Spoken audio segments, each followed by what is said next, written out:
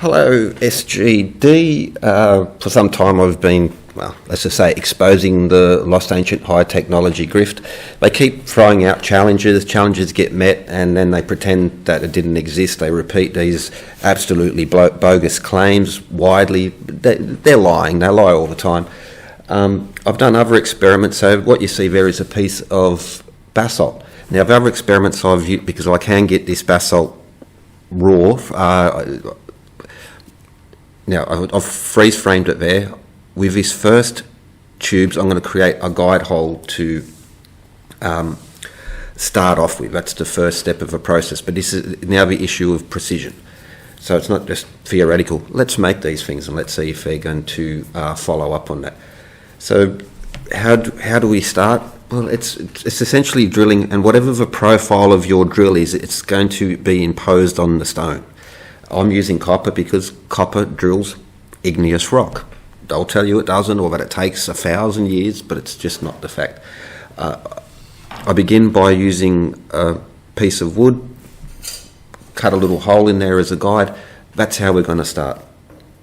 And I can pause it. Okay, so let me reveal the secret, ancient secret of precisionism. Rotating your stone. Incidentally, they still do now that in industry, so you don't just have your drill turning, you would also have the object turning as well, and that's how they create these things.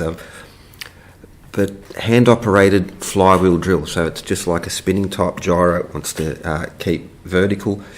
There is a bias in the drill, but you can overcome that by rotating the stone. The drill tubes are imperfect, but that can be done. Now, let's trim a little bit where we're going. Okay, so I'm just going to show again. This is the secret. You drill for a while, you count your revs, so for instance where it's 100, 200, then you rotate. Do the same again, then you rotate. Keep that equal, and you're going to get very high precision roundness. Very, very, very high precision roundness with a very imprecise hand-operated tool. It's just a fact, it's physics. Then there's the issue of parallel between top and bottom.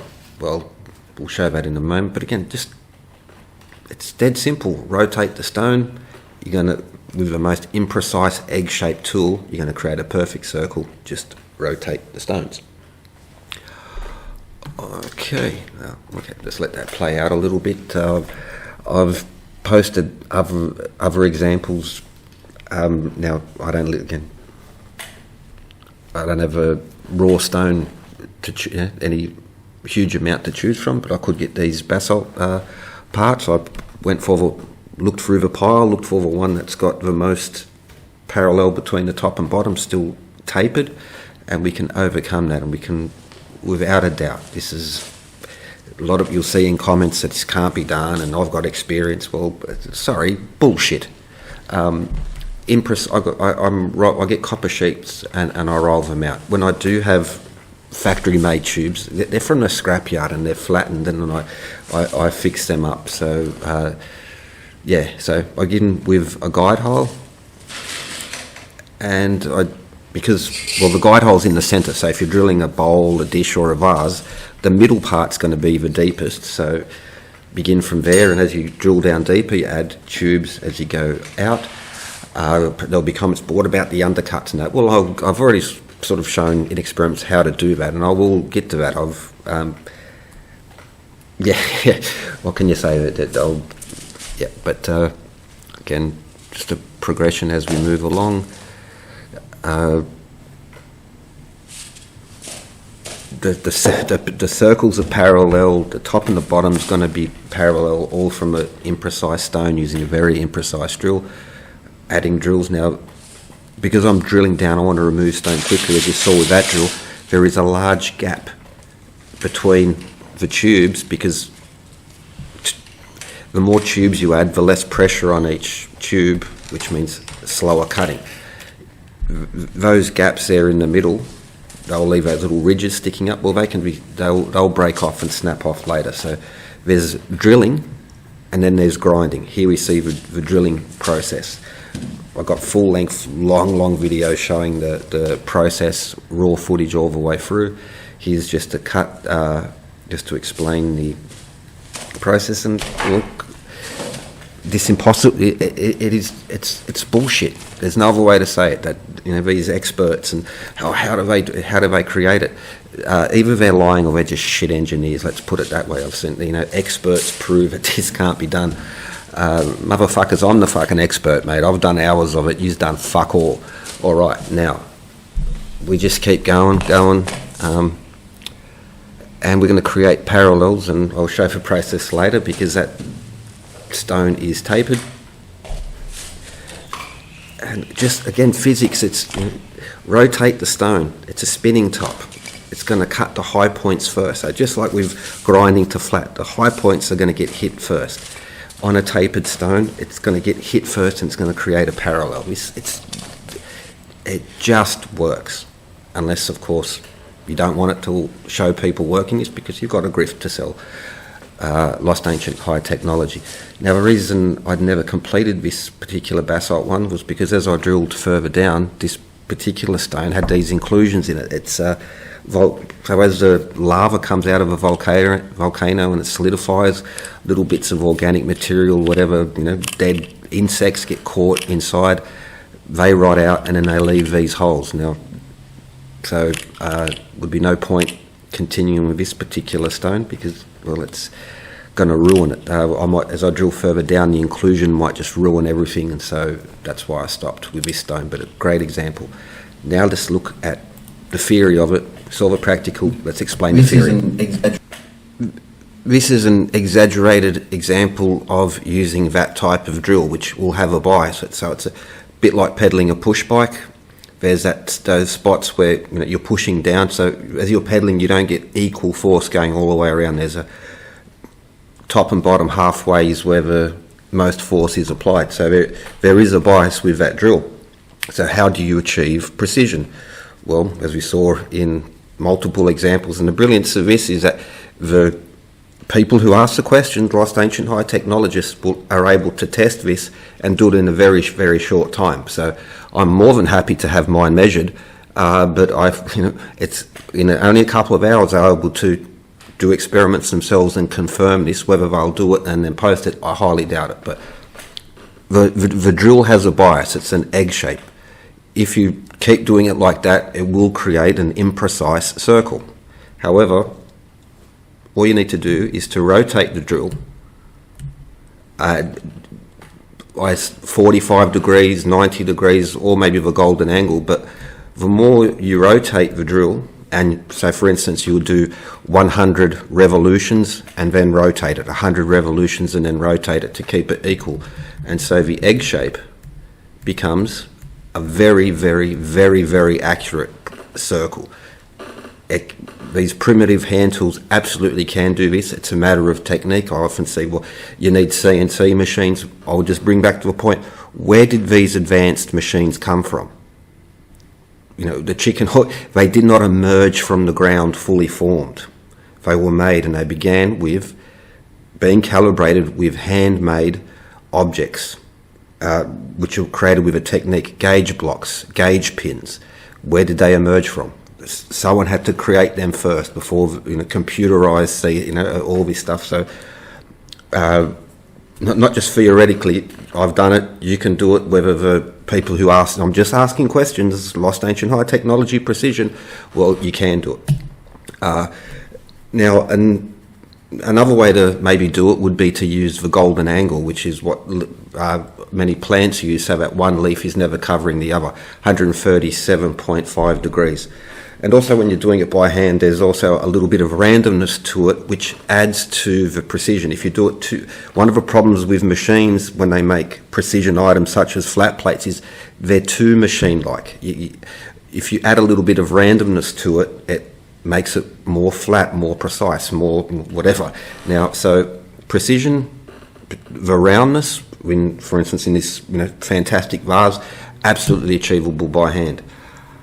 Many of the experiments I did, I just don't live in a granite area. I can't go and pick up blocks of diorite or granite, so I very often have to use offcuts from the stone yard. But in the case of this basalt dish, drilling.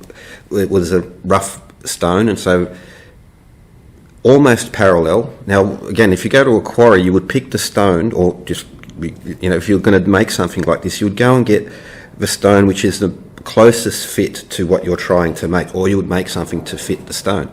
So, again, just go out to a rock face, and you'll often see that the stones are already sort of cuboid in shape, where you have two almost parallel sides as well.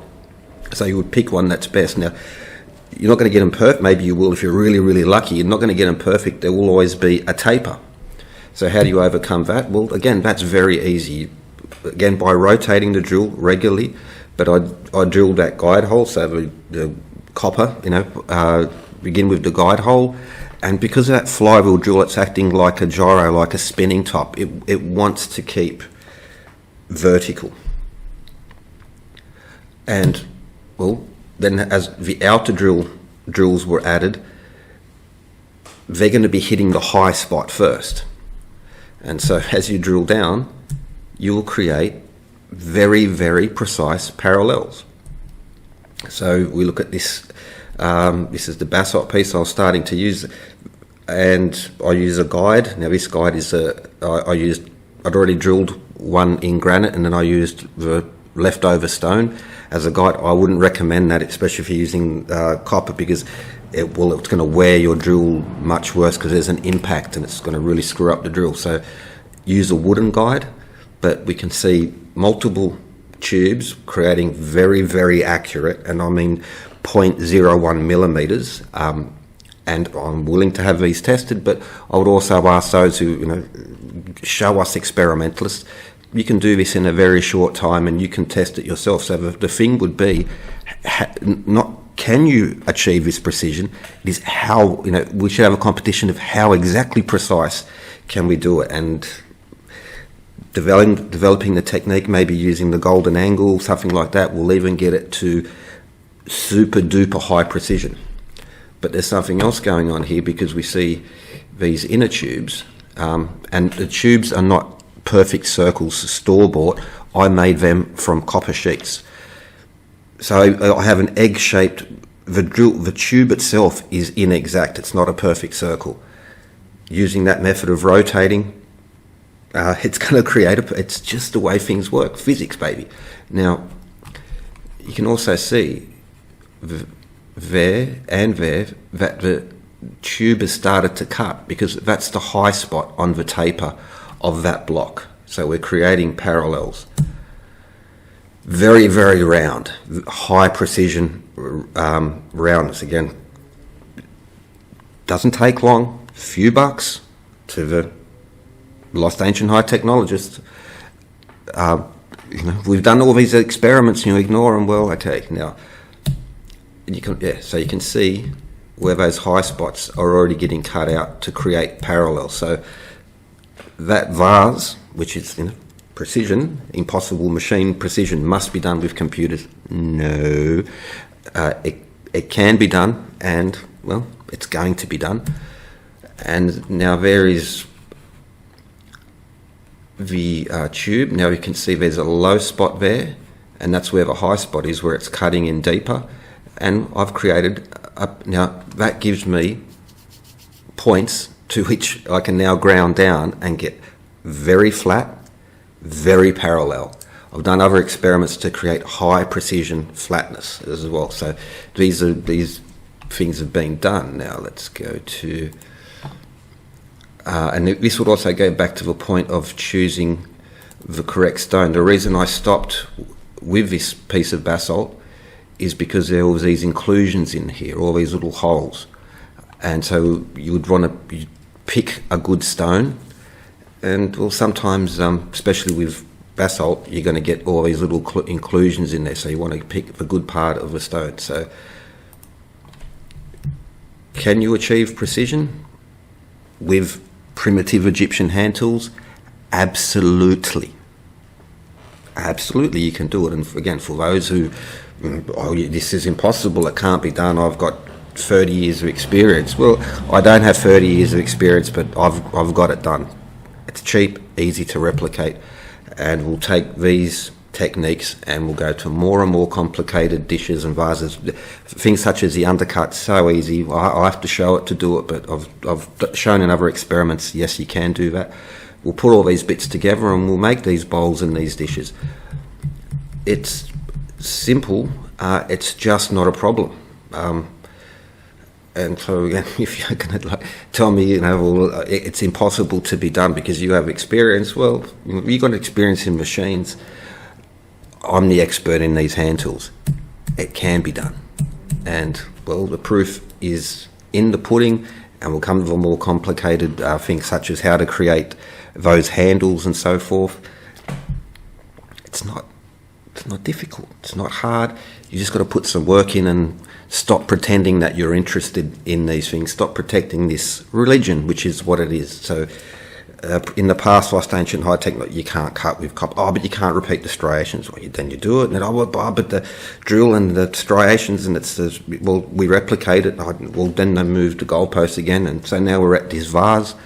And yes, you can.